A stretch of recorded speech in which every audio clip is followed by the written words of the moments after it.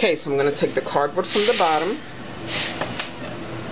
which is here. Just take it right off.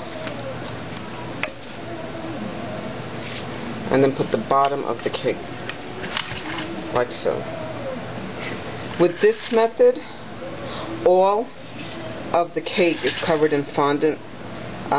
If it was sometimes what I used to do was just cover the whole thing and kind of tuck it in, but then you would be left with like little pleats there. This gives you a much nicer finished look. And as you can see, the bottom is raised, and hopefully it'll stay that way. So what I'm going to go and do is go ahead and roll out some more fondant and texture it with a different pattern, and then I'll apply that. Okay, so for this side I did a diamond pattern. The bottom one, I don't know if you can see, it's a little rice pattern which was done with a little acrylic roller that I got from, I think it was Nicholas Lodge store, maybe it was Global Sugar. So again, what I'm going to do is trim it, and then it'll be ready for the cording.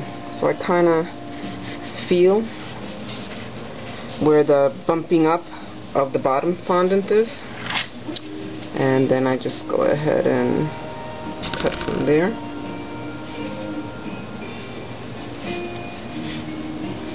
Okay, it's not too bad. It is time consuming though, especially when you do the two patterns. Well, either way, if you're going to do this process where you're doing a piece at a time, it will take a while.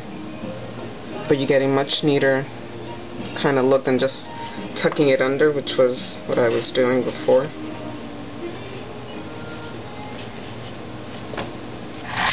And just smooth it in there. Come to a point. Do any trimming that you need to do. There's a little bit here. I don't know if you can see it from here, but now you can see the two patterns more clearly. Again, feel where your bumping up of the bottom fondant is, and then you cut from there.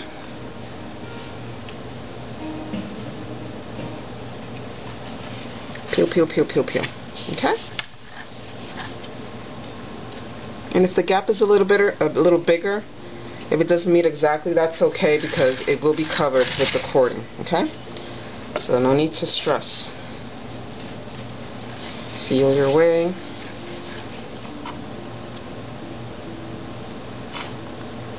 Cut along the indentation very lightly.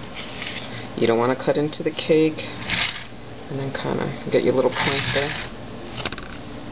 Make sure your little points meet. Remember, pillows, actual pillows do have some, draping to them. I love pillows. As Robert can attest to.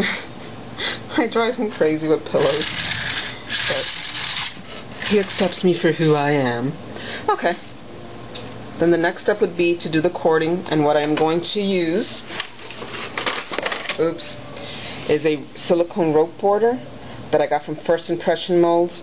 I was using the clay extruder gun, but because of my wrist I'm not able to use that. I still don't have full strength back in my wrist, and no one's here to do it for me, so I have to use this, which is easier and much faster than doing the clay gun.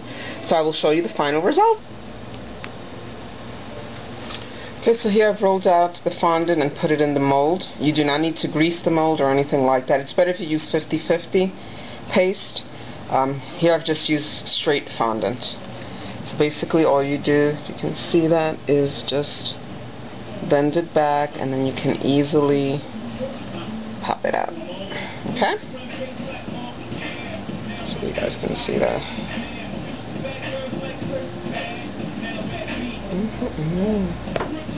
Okay. Then I just take a little bit of water. You can use gum glue, and just paint where the seam is. Or you can use white chocolate. We've done that too, because sometimes the roping is heavy and it doesn't want to stay attached. But hopefully this will work. And what I do, if you can see here, I just hang the one side down this way. Then I just start attaching. And just press a little bit. Of course this side is falling.